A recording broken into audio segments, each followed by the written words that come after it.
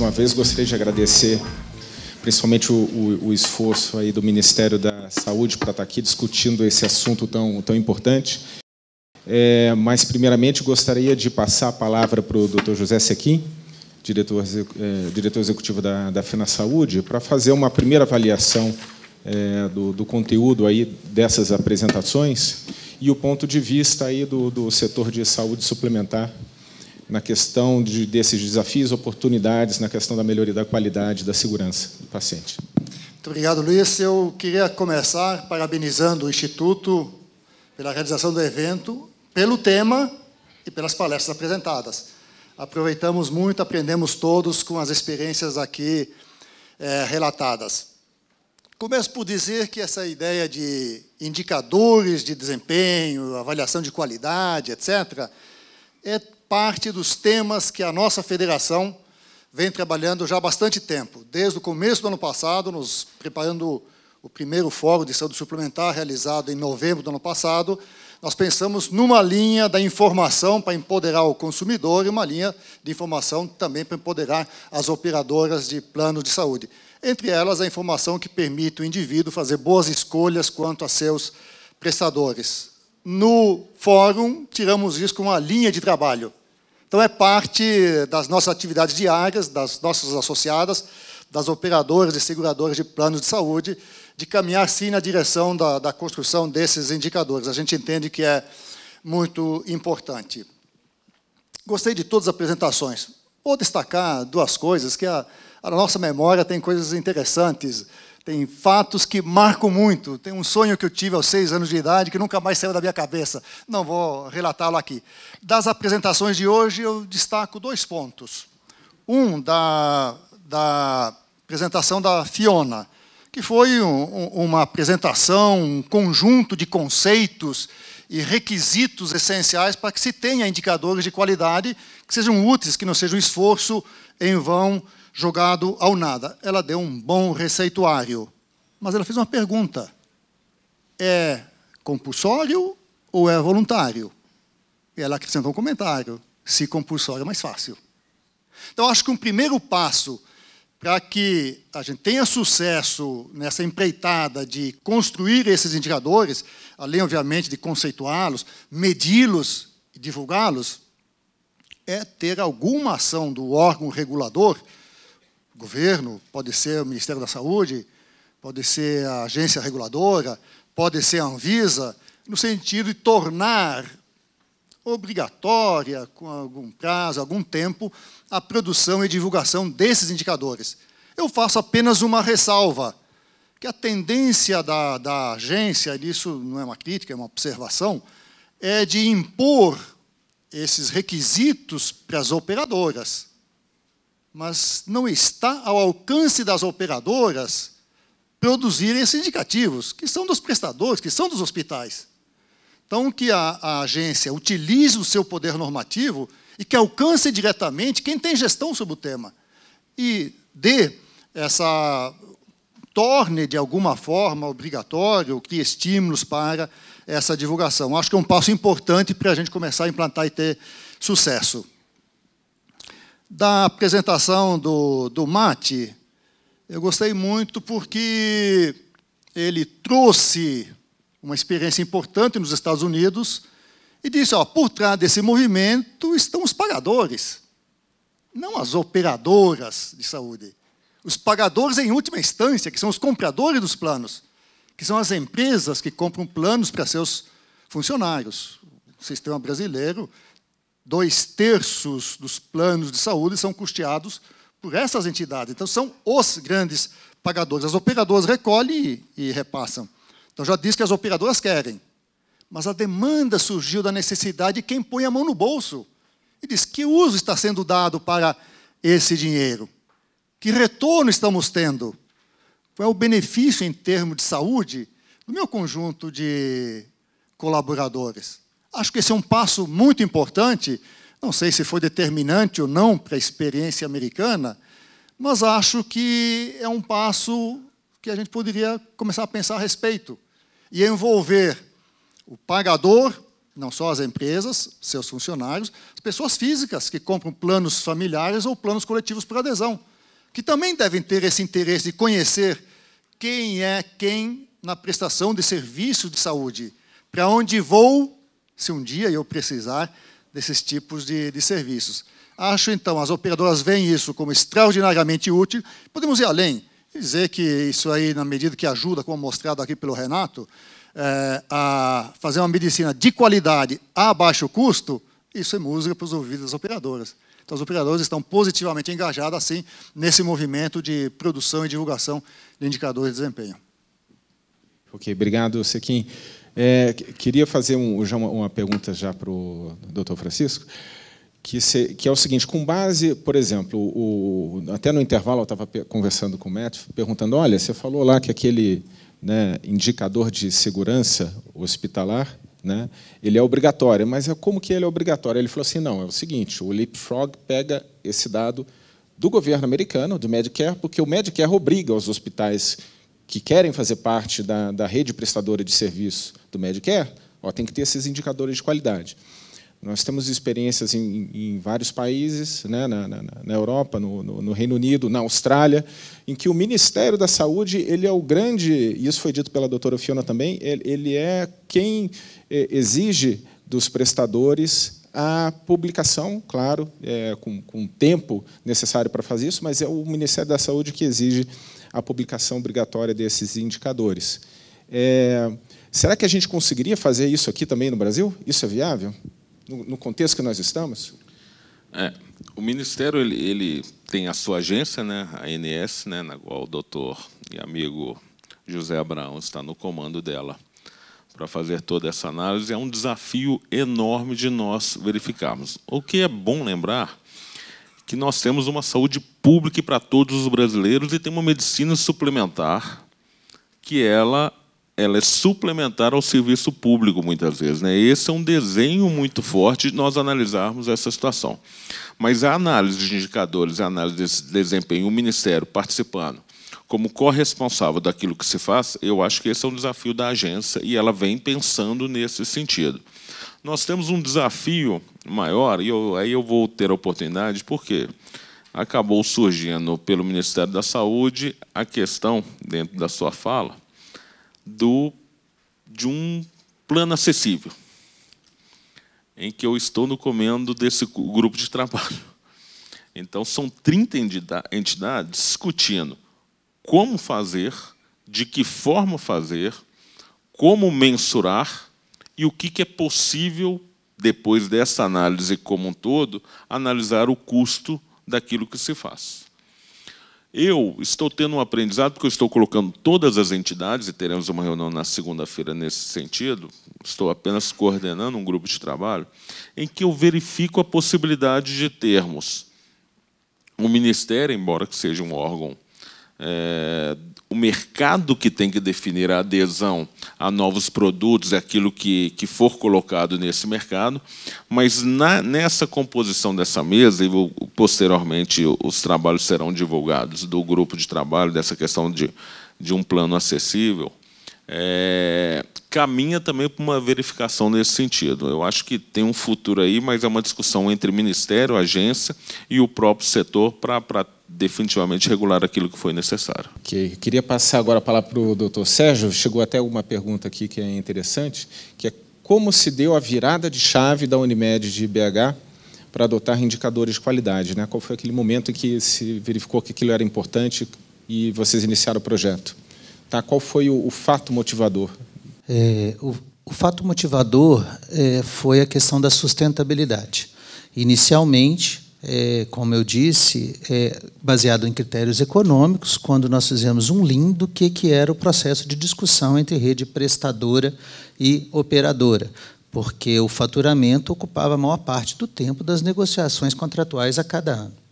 A partir do momento em que isso começou a ser superado, e também por uma discussão interna da cooperativa, já que é uma cooperativa médica, alguns setores da cooperativa se mobilizaram no sentido de terem sua avaliação de desempenho modificando o padrão de pagamento do dia a dia. Então, no nosso processo, nós identificamos alguns pontos críticos no acesso, como eu disse, que era a urgência e à terapia intensiva hospitalar. E a partir daí, resolvemos, então, adotar os indicadores de qualidade assistenciais. É uma evolução do processo de acreditação, porque a gestão por indicadores ela não é apenas uma gestão econômico-financeira, ela é necessário mostrar o desempenho na ponta, no atendimento ao cliente. Não é uma virada de chave, não tem data marcada. Acho que o que eu tentei mostrar de 2002 a 2016 que é um processo evolutivo, que vai ganhando corpo a cada momento a partir de uma negociação entre todos os atores envolvidos. É um movimento coletivo. Então, assim, não houve uma data precisa. E não há uma virada em que você diz assim, a partir de amanhã, 100% dos hospitais estarão praticando. Tem um hospital que já está em condição de fazer essa mensuração, por causa dos princípios de como se faz um indicador, como já foi relatado aqui, que está em absoluta qualidade, e, a partir daí, isso vai sendo progredido a cada membro da rede. Ok, obrigado. Tem uma pergunta agora aqui para o Matt, que seria como se deu a mobilização dos pagadores de serviços de saúde dos Estados Unidos, ou seja, as grandes empresas americanas que contratam os planos de saúde, nesse projeto do Leapfrog. Que até, assim, completando a pergunta, que é uma dúvida também que eu tenho, né? Imagina uma grande empresa, por exemplo, lá em Seattle, como você comentou, ela mandou uma carta dizendo, olha, para o hospital, eu tenho um número considerável de colaboradores, de empregados que vão a este hospital, gostaria de saber qual é a qualidade do serviço. Eu penso, imagina que esse número de pessoas corresponde a 5% dos pacientes, né? Como que os empregadores tiveram essa força mesmo de convencimento? Porque o hospital poderia ter pensado, recebi essa carta aqui, mas é só 5% dos meus pacientes, então eu não vou responder. Da onde que veio essa força e que lições desse desafio que vocês tiveram poderiam ser aproveitadas aqui no Brasil? So, thanks for that question. Where I think the strength from the employers comes into play is, they are buying a service or a product on behalf of their employees. And I think the way it works in the United States, and probably similarly here in Brazil, is it's not necessarily individuals buying their own health plan. It's the company making the decision about some choices for health plans. And they're buying a product, and they really want to understand the quality of the product that they're buying. At least in the United States, private health plans pay for anywhere between 45% and 50% of the care. And so even though one individual employer may not necessarily represent that 45 to 50%, that employer represents many other employers. What we've also seen created in many metropolitan areas are business coalitions of health. So these are companies that have come together in a metropolitan area, say New York, say Chicago, who as employers have created an organization to represent their interests around health and healthcare. And it's often that group that business coalition that will actually go and meet with the hospitals and will sort of speak on behalf of multiple employers in the area. Ok, obrigado. Uma pergunta que chegou aqui para o Dr. Francisco, que se o governo teria força e interesse em estabelecer um conjunto de indicadores de qualidade na prestação do serviço de saúde para público e privado, auditados e que fossem tornados públicos da mesma forma que esses portais de transparência, como o Leapfrog, como o do Medicare, né, que é o Hospital Compare, e do lado do sistema e o portal lá do Sistema de Saúde Britânico. Bom, como eu coloquei, eu acho que vocês entenderam que o desafio é imenso. Só para entender, por exemplo, a minha secretaria são 26 mil colaboradores. Por que os 26 mil? Porque nós temos 6 hospitais no Rio de Janeiro, os 3 institutos, o Instituto Nacional do Câncer, o Instituto Nacional de Traumatologia e Ortopedia, o INCA, né, que consome muito, que está no Rio de Janeiro, mais os servidores, né, então são 6 grandes hospitais, mais 3 grandes institutos, mas essa situação como um todo. Nós sabemos que é uma força fundamental de nós levarmos a essa cultura dos indicadores. Não tem a menor dúvida que esse é o desafio, aquilo que nós queremos. O que é importante é que nós estamos e começamos e divulgamos para o Brasil inteiro, exemplificando, como eu falei, da atenção básica, o seguinte: nós só vamos pagar se tiver informação. Nós queremos, já adiantando até o final do ano, já também integrar todos os indicadores ambulatoriais e hospitalares desse Brasil para termos também informações, mas estes quem são prestadores do serviço do SUS, que tem produção do Sistema Único de Saúde, para nós termos essa situação. O setor privado, eu acho que tem uma regulação paralela. O Ministério, como foi a primeira pergunta, ele pode até participar desse processo, porque eu acho que a construção é única. Mas o Ministério ele tem que mudar, ele tem que ter a cultura. Eu acho que quando o doutor Sérgio fala que é um processo, né, sem freio, né, eterno, ou seja, começou lá atrás e não vai parar, é uma mudança de cultura permanente, é uma necessidade hierárquica que as lideranças estejam envolvidas para que isso seja. Então, acho que é um desafio da gestão pública, primeiro, com as inúmeras mudanças que tem, tentar, no mínimo, que a gente tenha mais políticas de saúde implementadas e não políticas de governo, que as políticas de saúde sobrevivam para que indicadores sejam monitorados, para que desempenhos sejam verificados e, sem dúvida alguma, que se a gente tiver uma política mais homogênea, a gente vai colher inúmeros frutos lá na frente, como as instituições privadas, como aqui apresentaram, já colhem. Muito obrigado pela resposta. Sequim, uma pergunta aqui interessante, né? Será para você, né? Será que a população que utiliza as operadoras de plano de saúde já está? Acho que você também poderia responder. Que utiliza as operadoras de plano de saúde está madura o suficiente para avaliar os hospitais pela qualidade e não pelo mármore e pelo restaurante que é oferecido? O brasileiro ele quer qualidade? Não é uma questão sobre perfil de demanda, né? E cultura, né? Para começar, o que importa é que o pagador, operadoras e os contratantes tenham esse interesse muito claro e objetivo. O que cabe a nós, o que cabe ao governo, é tornar isso público, ajudar a esclarecer o que significam e lembrar as pessoas que, quando você vai no hospital, algumas vão também pelo mármore, pelo luxo e conforto. Nenhum mal nisso, se a pessoa paga para isso, por que não? Não vamos proibi-las. Mas ela vai lá para resolver um problema de saúde. Então, a primeira escolha da pessoa tem que ser quem é a entidade e é o profissional que pode me dar o melhor do ponto de vista de recuperar minha saúde. Se junto vier o luxo, o conforto, televisão no quarto, tanto melhor. Mas o primeiro ponto é esse. As pessoas, às vezes, fazem escolhas equivocadas. Elas, de fato, confundem o luxo com a qualidade da atenção.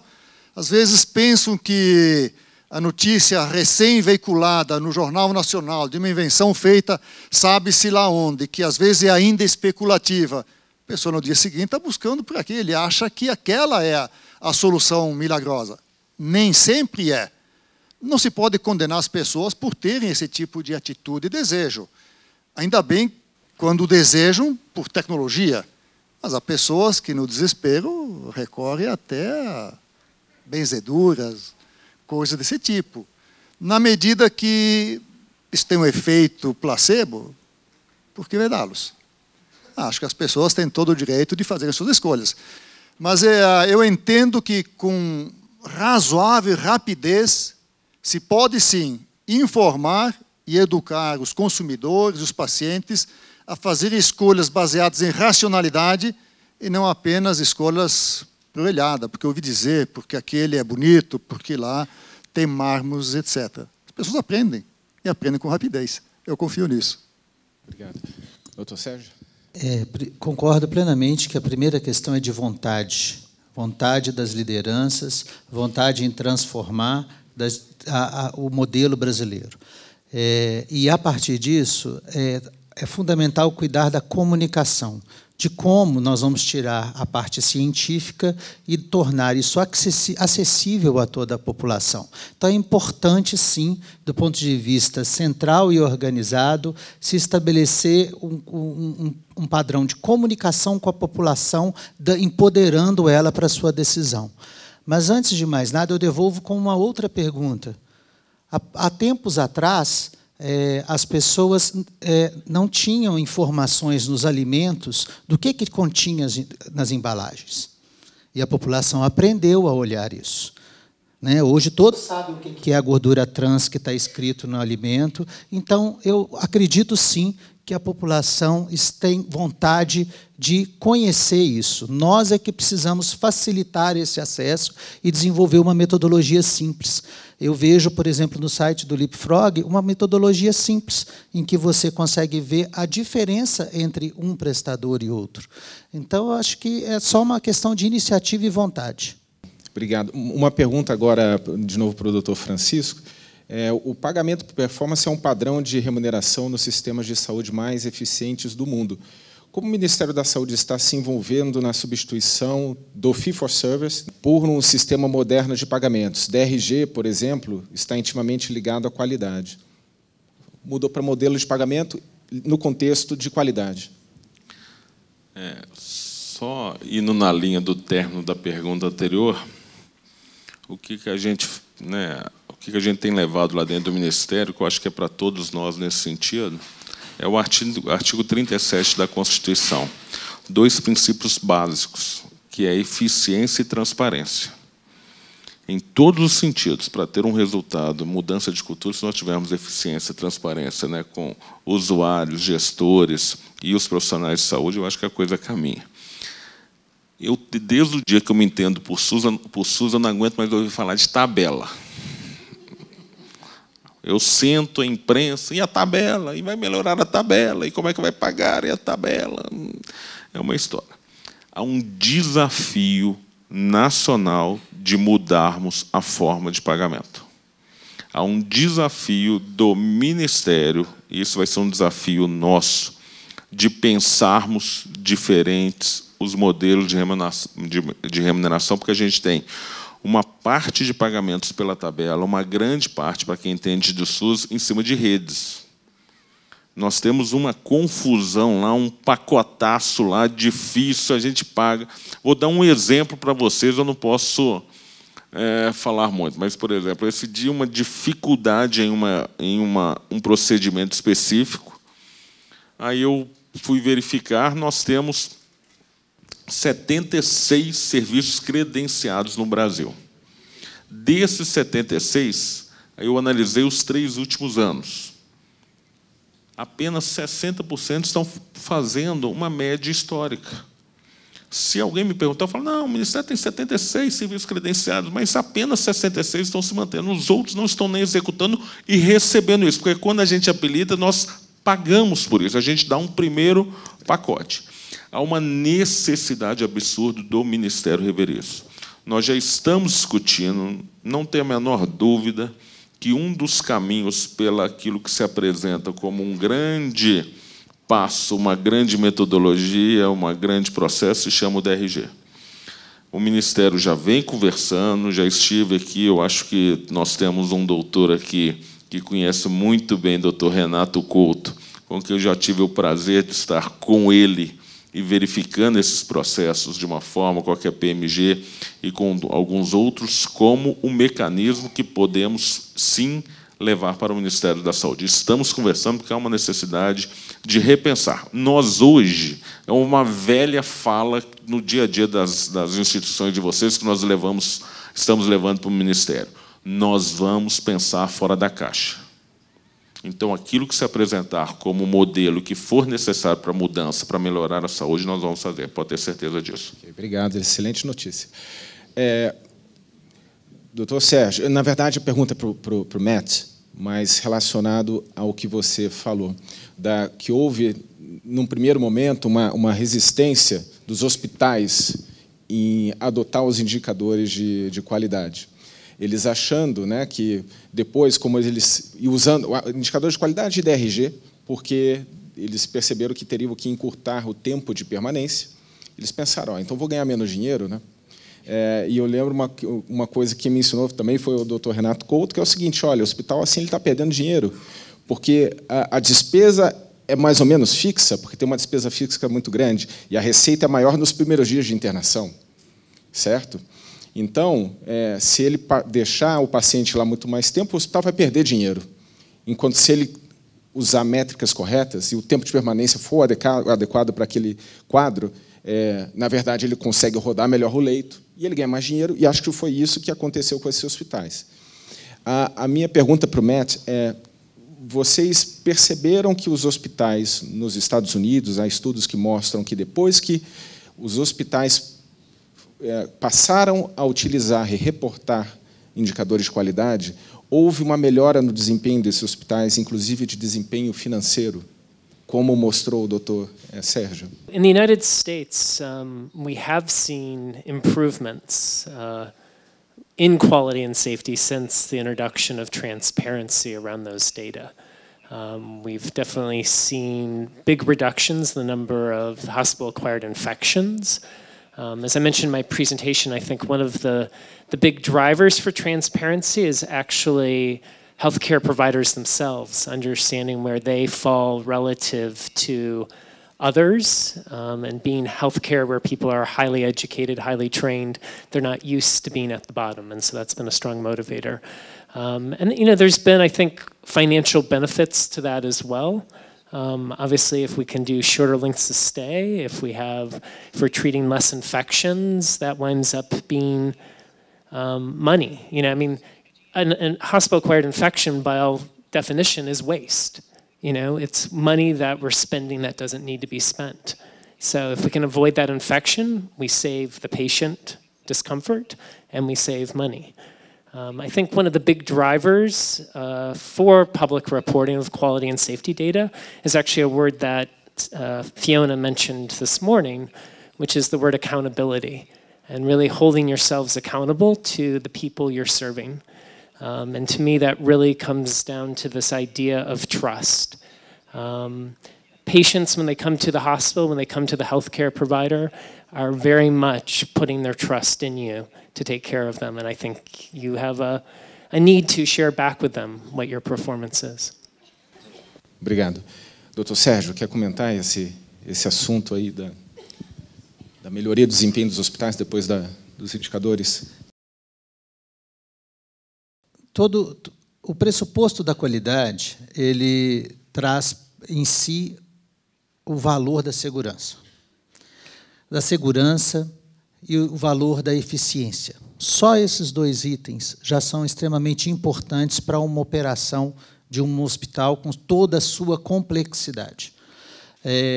O que é muito importante é que esse tipo de cultura que precisa ser apropriada pela sociedade, que é quem financia o sistema de saúde suplementar, ele precisa ter esta importância. E hoje ela não está neste ponto na nossa sociedade. Porque o princípio, como disse o Francisco, da transparência, né, e da eficiência são norteadores para qualquer tipo de negócio. E o que as operadoras fazem é intermediar uma relação entre alguém que precisa ter acesso e alguém que presta esse acesso. Nós precisamos discutir se nós queremos dar acesso a um local para uma criança nascer ou se nós queremos dar acesso a um local em que as condições de nascimento desta criança serão as melhores possíveis e mais seguras. Parar essa discussão sobre oferta quantitativa e passar para uma oferta qualitativa será um grande ganho para a sociedade. Quanto aos hospitais, o que nós podemos observar na nossa área, que é o nosso ponto de observação e de medida, todas as iniciativas de qualidade surtiram efeito do ponto de vista do resultado das operações hospitalares. E eu quero dizer o seguinte: quando você observa um hospital que tem ONA 1, 2 ou 3, o hospital que tem ONA 3 tem uma condição de fazer uma discussão sobre o seu resultado, sobre os seus processos, muito melhor do que o outro. ele consegue pautar a discussão no sentido do qual é o objetivo do negócio dele. E ele se liberta mais facilmente também da nossa observação, da discussão do varejo, e consegue fazer uma discussão mais global. Isso nós observamos na nossa área. O que nós temos que entender é que nós temos diversos níveis de capacitação em cada equipamento desse. E nós não vamos ter, então, um sistema 100% de qualidade, ao mesmo tempo, em muito menos, e ao mesmo tempo. Ou seja, é um processo que tem que evoluir, e evoluir com quem tem condição para tal. Eu acho que esse é o ponto principal que nós precisamos cuidar aqui. Ok. Nós já estamos com o nosso tempo aqui limitado, né, já encerrando. Gostaria apenas de passar a palavra de novo para o doutor Francisco, depois para o doutor José Sequim, para as considerações finais.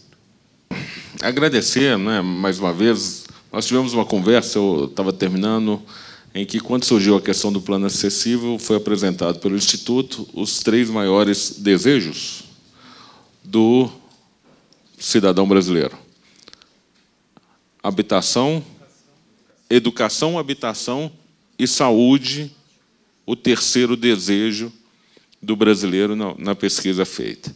E esse é o desafio, né? Não nossa saúde. Eles querem a saúde suplementar, nós temos o desafio de manter uma saúde coesa, firme. É um desafio absurdo. E nós precisamos de todos. Nós estamos enfrentando uma questão, só para terminar, um desafio e não um choro, né? Da judicialização, que nós enfrentamos o SUS e vocês muito. Esse ano nós vamos terminar mais ou menos com 7 bilhões judicializados, sendo 1,6 bilhões do Ministério da Saúde. Não cria dinheiro novo. Eu tenho que tirar de algum lugar, de alguma ação, para pagar essa situação como vocês estão enfrentando. Todos os desafios são imensos. Mas eu acho que compartilhar ideias, conhecimentos, e mais do que nunca, estarmos juntos, isso é fundamental para o crescimento de todos. É um desafio estar no Ministério, mas é um prazer sempre estar aqui. Conte com a gente, conte com o Ministério. Um abraço a todos. Ok, Luiz, me cabe apenas reiterar os parabéns pela escolha do tema que conduziu o dia de hoje, pela escolha dos palestrantes e pelo brilhantismo das palestras de cada um. Eu queria apenas um comentário sobre a questão da cultura, do hábito, da tradição, como impeditivos à mudança. A gente sempre ouve muito esse tipo de argumento, como uma das perguntas que foi expressa aqui hoje. Eles são de fato, mas eles também são modificáveis, e com rapidez. Muitos anos atrás, estava em Seul, eu imaginava Seul, meu preconceito, cidade suja, etc., absolutamente, impecavelmente limpa. E perguntei, foi sempre assim? Não, não foi. Aqui se passou uma lei, você multa o indivíduo que foi pego jogando papel na rua em $50, paga no ato, e cheio de fiscais na rua. Bom, se cumpriu. Eu tenho outro exemplo, que a gente chamava em Brasília, nos anos 90, de pardal, que é o radar que pega. Todo mundo, quando via o sinalzinho, absolutamente parava. E por quê? Porque teve uma regra, teve um olho que não piscava e um pardal que não tomava cafezinho. E que, portanto, era eficaz. As pessoas mudaram de hábito. Depois você até pode abandonar aí o rigor da apenação, do pardal, porque as pessoas percebem que é melhor, coletivamente, se viver de forma ordenada do que de forma transgressora. Então, eu entendo que há exemplos muito claros em muitos lugares do mundo de mudanças muito rápidas da cultura e da percepção. Então, aqui eu queria botar isso apenas com um tom de otimismo quanto ao nosso futuro, que nós precisamos nos dias turbulentos de hoje. Muito obrigado, Luiz. Muito obrigado, Sequim. Gostaria de passar, então, a palavra para o nosso mestre de cerimônia e agradecer a todos. Muito obrigado.